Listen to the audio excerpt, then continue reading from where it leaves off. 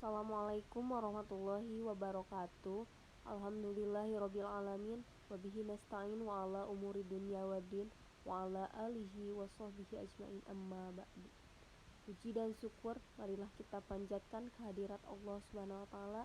Salawat serta salam semoga tercurah limpahkan kepada baginda alam, yakni Nabi Muhammad sallallahu alaihi wasallam. Tak lupa juga yang saya hormati dosen pengampu mata kuliah metode penelitian, yaitu Akang Mulyawan Safwandi Nugraha, MMPD, dan teman-teman yang saya banggakan. Di sini saya akan memaparkan tentang mengidentifikasi 10 skripsi dan 10 artikel jurnal dalam mata pelajaran metode penelitian dengan tema pembelajaran PAI dibuat oleh saya sendiri, yaitu Siti Najilah dari jurusan PAI semester 5 kelas 2.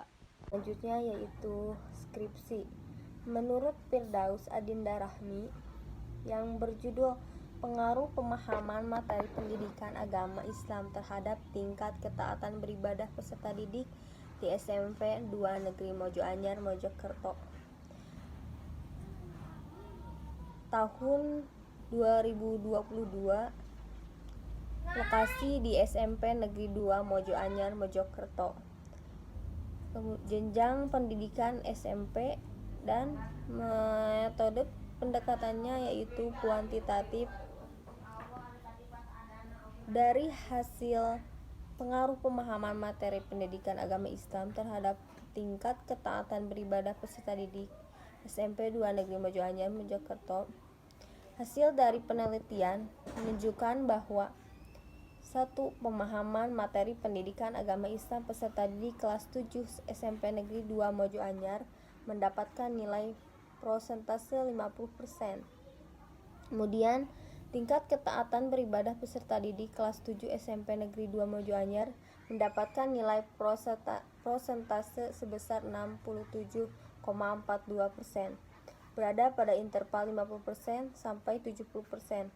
Dengan demikian, tingkat ketaatan beribadah peserta didik kelas 7 SMP Negeri 2 Mojoanyar berada pada kategori sedang. Kemudian, pengaruh pemahaman materi pendidikan agama Islam terhadap tingkat ketaatan beribadah peserta didik kelas 7 SMP Negeri 2 Mojoanyar didapatkan analisis regresi linier sederhana. Nilai koefisien regresi sebanyak 0,107. Setelah itu, nilai R didapatkan sebesar 0,023, berada pada interval 0,00 sampai 0,199.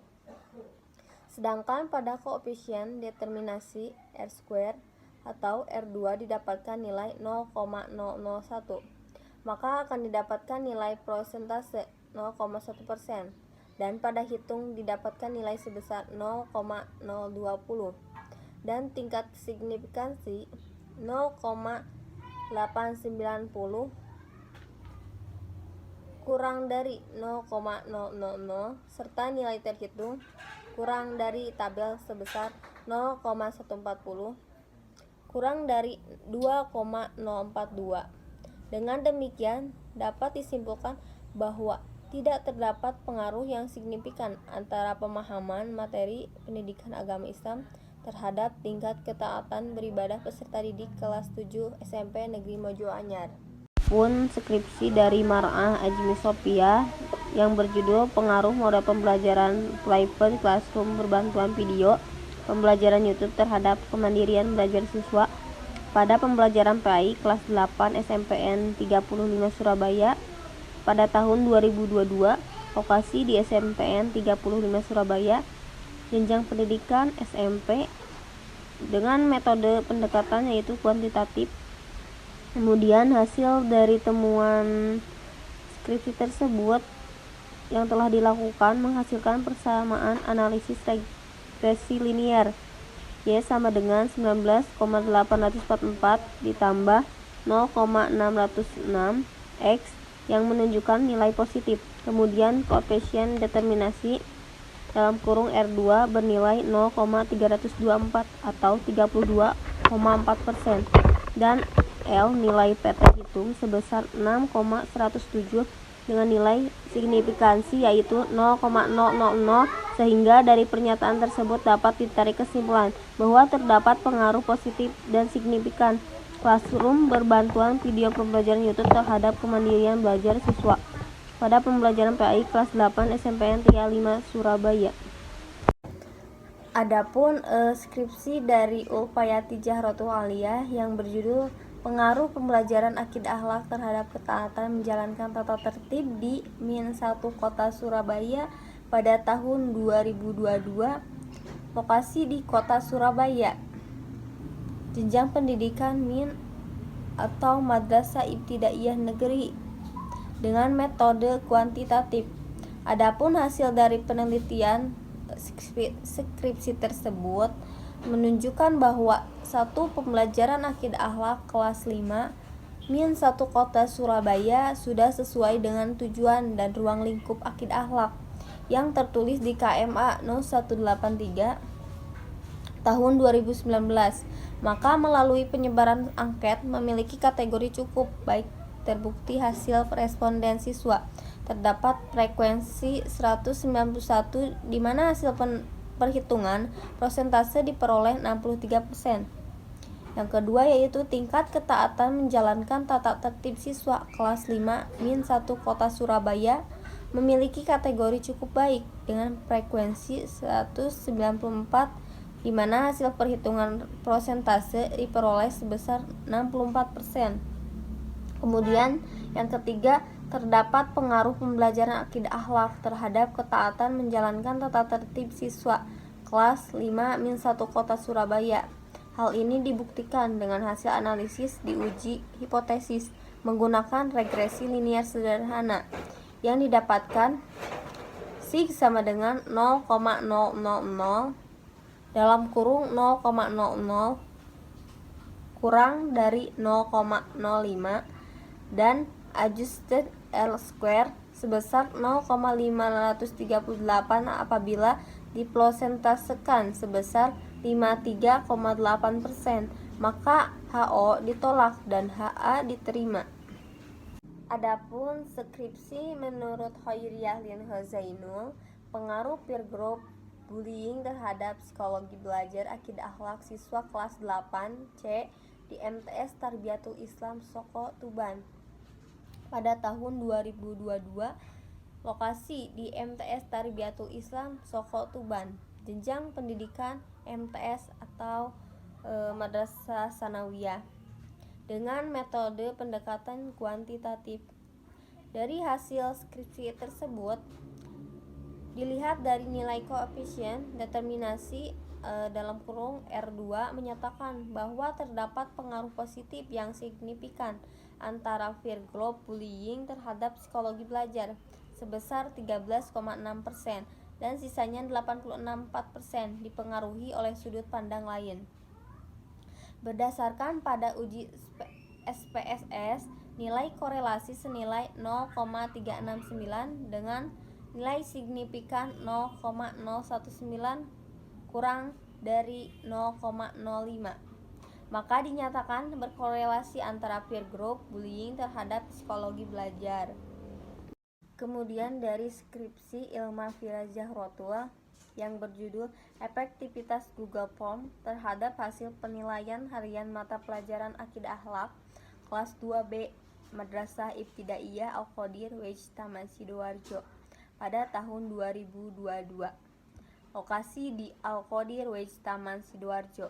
Jenjang pendidikan Madrasah Ibtidaiyah atau MI dengan metode pendekatan yaitu kuantitatif. Hasil dari skripsi tersebut menunjukkan bahwa satu Google Form efektif sebagai instrumen penilaian harian akidah akhlak kelas 2B MI Al-Qadir Wej Taman Sidoarjo. Hal ini dibuktikan dengan peningkatan skor nilai rata-rata pretest dan post-test pada kelompok eksperimen maupun kelompok kontrol. Kemudian yang kedua, tingkat efektivitas Google Form dalam penilaian harian mata pelajaran akidah akhlak kelas 2B MI Al-Qadir Wej Taman Sidoarjo dinyatakan efektif. Hal ini dibuktikan dengan hasil post-test kelompok eksperimen dengan MEAN 86,51, lebih tinggi daripada hasil post-test kelompok kontrol dengan mean 80,09. Data dalam penelitian ini berdistribusi normal karena nilai signifikansi kurang dari 0,05. Uji independen sampel test memiliki nilai sig sama dengan 0,000 kurang dari 0,05. Oleh karena itu, HA diterima dan HO ditolak, sehingga variabel X efektif terhadap variabel Y.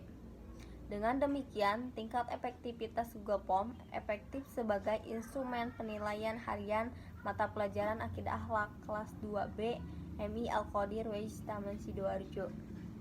Adapun skripsi dari Putri Rohmatul Khoiro Amin yang berjudul Strategi Guru Pendidikan Agama Islam dalam Pembentukan Akhlak pada Siswa Pendidikan Inklusi di SMA Negeri 1 Gedangan pada tahun 2022 di lokasi di SMA Negeri 1 Gedangan, jenjang pendidikan SMA. Kemudian metode pendekatannya yaitu deskriptif kualitatif. Dari hasil penelitian skripsi tersebut menunjukkan bahwa pendidikan agama Islam bagi siswa inklusi memiliki hak yang sama dengan siswa reguler pada umumnya, tidak terlepas dari komponen pembelajaran yakni kurikulum, pendidik, dan peserta didik. Kemudian ada beberapa bentuk kegiatan yang mendukung proses pembentukan akhlak siswa inklusi, diantaranya dengan menanamkan kedisiplinan, menanamkan kejujuran, dan membiasakan mengikuti kegiatan keagamaan. Kemudian strategi yang ditetapkan guru pendidikan agama Islam di SMA Negeri 1 Gedangan dalam membentuk akhlak siswa inklusi menggunakan metode pendekatan personal, pembiasaan, keteladanan, pengawasan, nasihat, dan hukuman. Adapun skripsi dari Ismatullah Ani yang berjudul Strategi dan Peran Guru Pendidikan Agama Islam dalam mengoptimalkan kecerdasan emosional dan kecerdasan spiritual siswa di SMAN 1 Gedangan pada tahun 2022, lokasi di SMAN 1 Gedangan. Kemudian jenjang pendidikannya yaitu SMAN dengan metode pendekatan kualitatif deskriptif. Kemudian hasil dari skripsi tersebut menunjukkan bahwa guru pendidikan agama Islam atau PAI menggunakan pendekatan persuasif, yakni mengajak siswa untuk meningkatkan kecerdasan emosional dan spiritual yang dimiliki melalui kegiatan imtak. Strategi yang dilakukan adalah dengan melakukan kegiatan kultum pagi setiap hari Jumat seperti istighosah bersama, tadarus Al-Quran, dan sholat duha berjamaah. Hal ini dapat melatih moral dan mental kedisiplinan siswa. Pendekatan yang kedua ialah pendekatan edukatif, yakni melalui kegiatan pembelajaran mata pelajaran pendidikan agama Islam atau PAI. Upaya yang dilakukan oleh guru PAI dalam mengatasi permasalahan terkait emotional question dan spiritual question siswa di SMAN 1 Gedangan adalah melalui kerjasama dengan guru BK di sekolah. Guru PAI melakukan analisis terhadap permasalahan yang dialami siswa, kemudian mencari solusi bersama siswa dan guru BK agar mendapatkan hasil yang maksimal. Kemudian ada skripsi Holidah Diana Saprina yang berjudul Upaya Guru Pendidikan Agama Islam dalam menerapkan budaya sekolah untuk membentuk karakter peserta didik melalui kurikulum 2013 di SMAN 1 Gedangan Sidoarjo pada tahun 2022. Lokasi di SMAN 1 Gedangan Sidoarjo. Jenjang pendidikan SMAN dengan metode pendekatan kualitatif. Kemudian dari hasil penelitian skripsi tersebut menunjukkan bahwa 1. Karakter yang dibentuk oleh guru PAI ada 6, yaitu berbudi luhur, kejujuran, kedisiplinan, intelektualis, humanis, dan toleransi.